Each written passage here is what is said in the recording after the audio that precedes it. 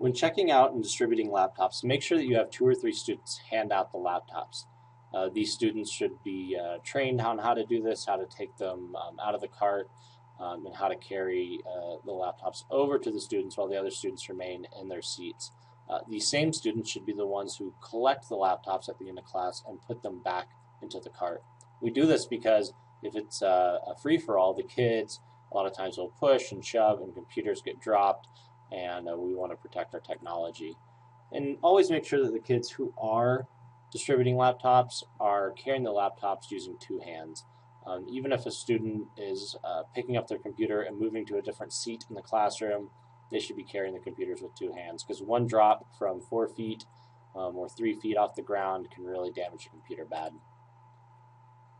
Make sure that you're always plugging in your carts in a way where kids can't trip over the cords.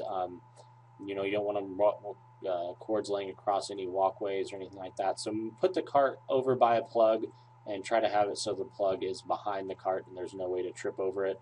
Other than kids falling and hurting themselves, if they trip over the cord, they can rip out the prongs, which ruins carts, and carts are very expensive. A cart can cost anywhere between $2,000 and $3,000. So please protect the carts that way. And make sure that you're plugging and kind of paying attention to how the computers are plugged in. I've spent a lot of time plugging in the computers in a particular way that helps keep it organized and keeps cords out of the way. So please pay attention to how the cart is set up when you receive it, and let's return the cart in that same condition. There's lots of chargers in there. Please, please, please try not to pull chargers out of the laptop carts unless absolutely necessary. Obviously, I understand if a computer's dying. If you do pull out a cart or a charger, please put it back the way that you found it. The only reason for this is because in general, when chargers get pulled out and they get put back in, it gets very disorganized and it's messy, and that's how cables get cut, cables get bent, and computers don't get charged for the next class.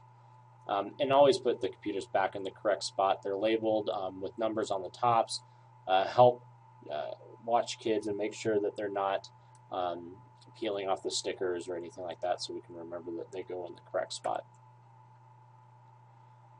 This is the picture of the plug on one of the carts. Again, they're usually on the side, so just make sure that this side of the cart is closest to the outlet on your wall. This is an example of an iPod cart and then a Dell cart. And you can see that they plug in differently, but if you just look at it for a second, you can plug them back in correctly. Notice the Dell cart, how all the laptops are pushed all the way in.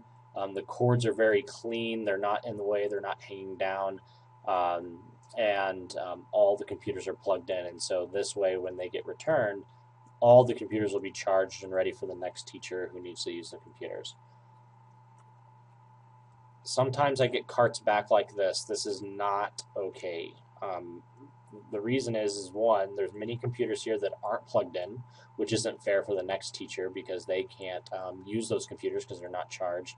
And it's also difficult to take computers in and out because, like, for example, you've got a power block hanging down there. There's other cables hanging out of the way.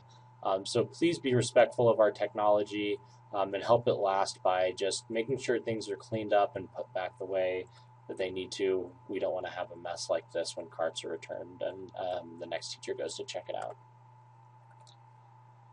Help the kids learn how to respect our technology and respect our laptops by letting them know and reminding them that we don't have any food or drinks out on the tables when we're using our computers.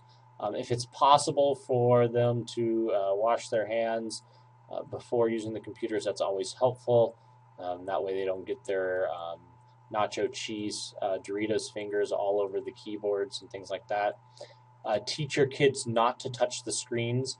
I'm not doing this because the screens get dirty, although they do and it's hard to see, but because they're liquid crystal displays, it's very easy for students to crack and break the screens by touching them with their fingers. Also, teach the kids not to pick at the keys. The keys do pop off the keyboards pretty easily, and we end up with a lot of missing keys, so please remind students not to do this. Remind the students not to take out the batteries. And also monitor to help students not change desktop backgrounds or move icons or change the themes. It's not that we don't want the kids to enjoy the computers, it's just that if every student changes things like backgrounds and icons and themes, sometimes it's difficult to read and know where things are, like if a student moves the taskbar from the bottom to the top. The next student who uses it isn't sure where everything is. And so just make sure that they're not doing that, and then changing themes and doing that kind of stuff really slows the computers down. So I want the computers to be able to run as fast as possible, and these are shared computers, so let's treat them like they're shared computers. So logging in, if you are using a Mac lab, basically there will be multiple accounts that show up when the computer is turned on. Just have students click on the student account, and it requires no password, and it will log right in.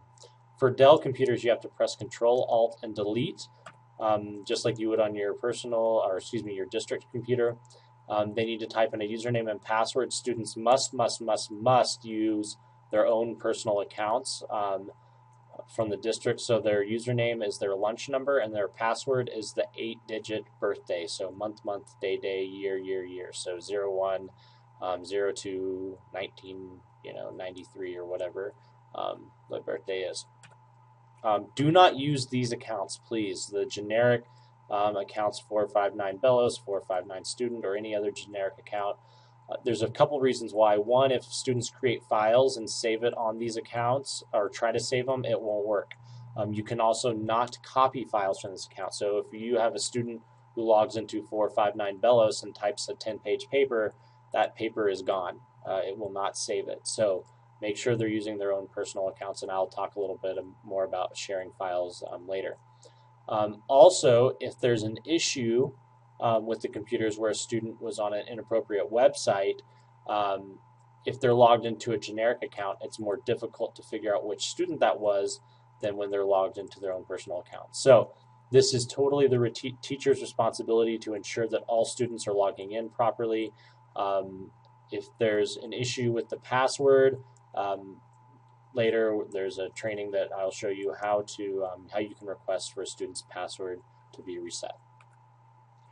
A lot of times, the most kinds of issues that you'll have are going to involve the Wi-Fi. And so I'm just going to give you a few tips so that you can troubleshoot Wi-Fi on your own in your room without having to send a tech request out or look for me to fix the computers.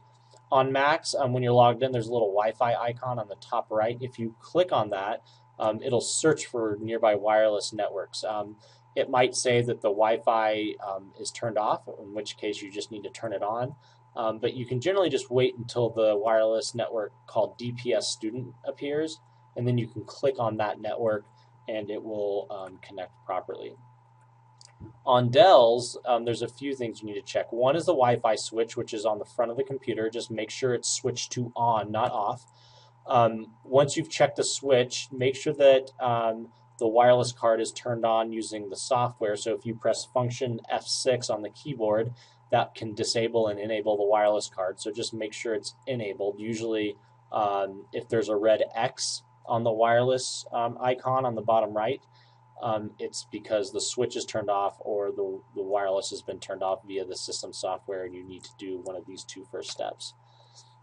If you've done the first two steps and there's still no Wi-Fi connection, try right-clicking on the Wi-Fi icon and selecting the option Troubleshoot. Windows will look and try to figure out what the issue is and then tell you a solution. Sometimes it'll tell you you need to turn your wireless card on, which then you need to go back to the first two steps and try those again.